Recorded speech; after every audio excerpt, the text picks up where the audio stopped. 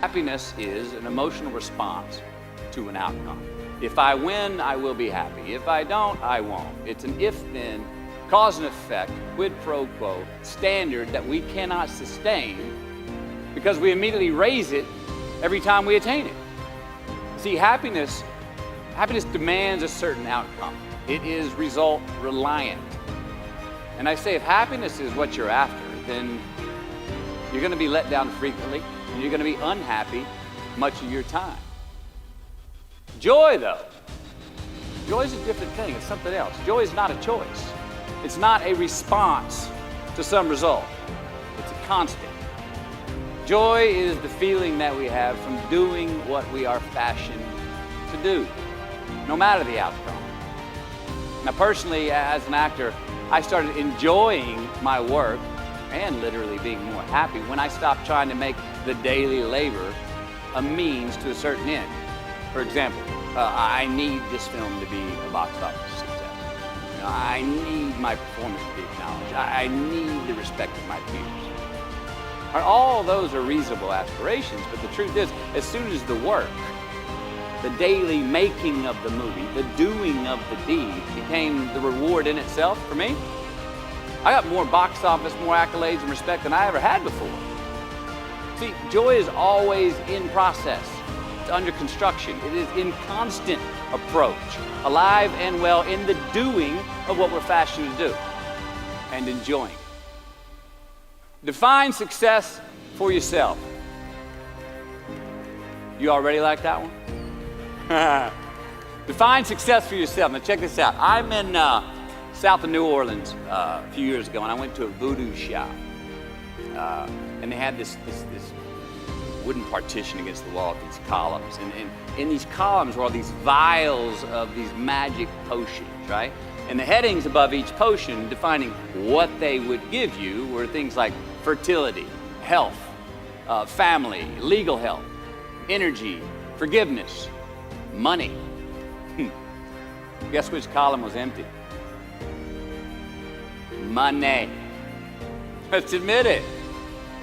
Money is king today. It's what makes the world go round. It is success. The more we have, the more successful we are, right? We so often focus on failure, don't we? We study failure. We obsess with failure. We dissect failure and our failures.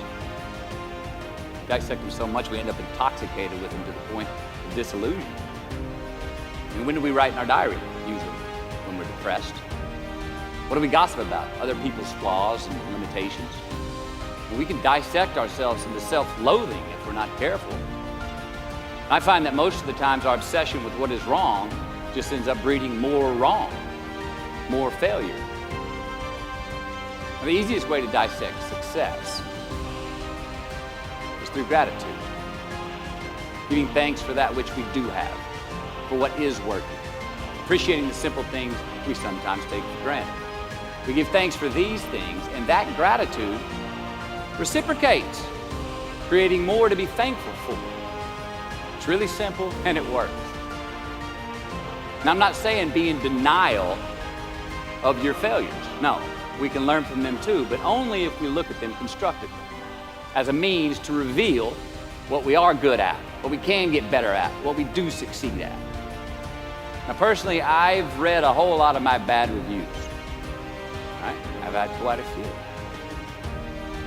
Written by the more talented critics. They are the ones who give constructive bad reviews. They reveal to me what did translate in my work, what came across, what was seen, or what wasn't. Now, I don't obsess on the unfavorable aspect of their review, but I do seek what I can learn from it. Because their displeasure actually uncovers and makes more apparent what I do well, what I am successful at, and then I dissect that. All right, life's a verb. We try our best, we don't always do our best.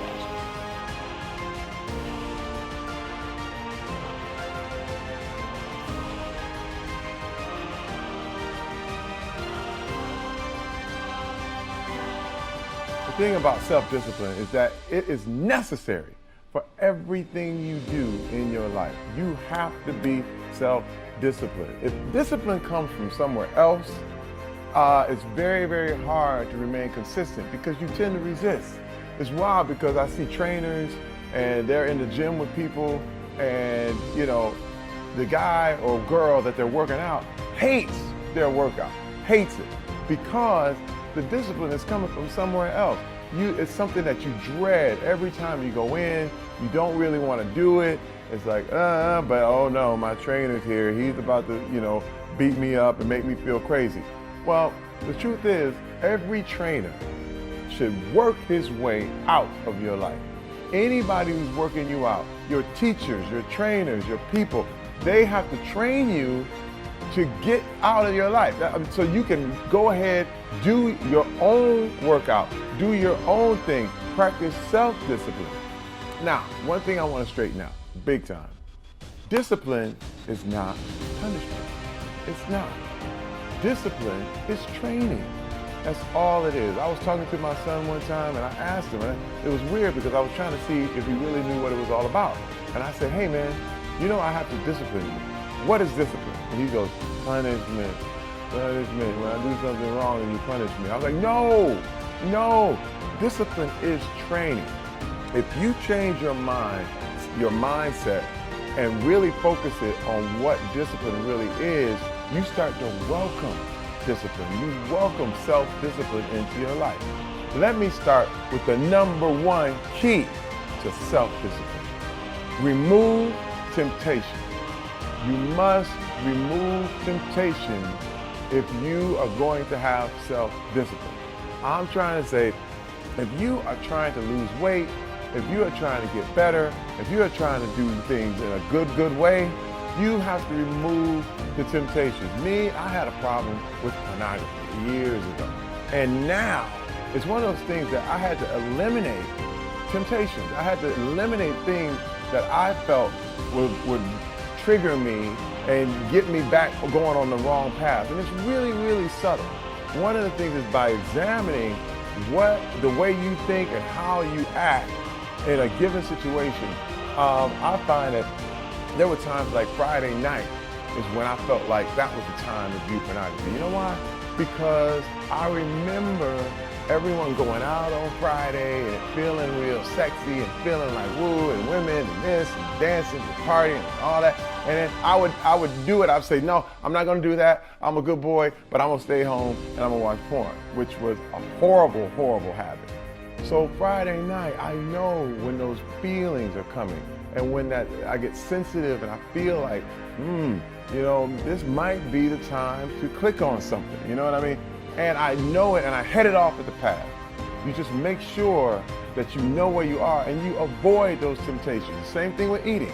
If you know you have a problem with donuts, do not go to the donuts shop to get your coffee. You know what I mean? Go to a place that doesn't have donuts or something that you know is your vice, that you know you shouldn't do. Another thing, you can be proactive when I say avoiding temptation. If you want to really consistently make the gym a part of your life, set your clothes out for the gym the night before, and it will remove the temptation to not go to the gym. When you wake up, all of a sudden you have your clothes there and you just hop in them. Instead of looking all over the house, I can't find my shirt, I can't find my socks, I don't know what's going on. You'll have your clothes there and there will be no excuse for you not to go. Avoiding temptation is a way of life. By doing one thing differently, you can avoid all kinds of temptation, and it is the key to your self-discipline. Now, let's talk about the next key. Number 2 is to eat regularly and healthy. You know, in therapy, there was a phrase that we used to use all the time called HALT, H-A-L-T. And that means when you are hungry, angry, lonely, or tired, you have to be really, really conscious of what's happening. It's called HALT. Anytime you're hungry, angry, lonely, tired, HALT. Look at what you're doing. Examine it. If you're hungry, get something to eat. If you're angry, calm down. Think about where you are. Get yourself in a good mood. If you are lonely, call a friend. Call someone you know, talk about this thing. Talk about your emotions. Talk about how you're feeling. And if you are tired, get some rest, because that is when you're weakest. All of those 4 states of being is when you are at your weakest spot. And it's very, very, very hard to keep self-discipline when you're weak. It is. You know what I mean? You are a fallible human being, so you have to know halt, and you will find the key to self-discipline.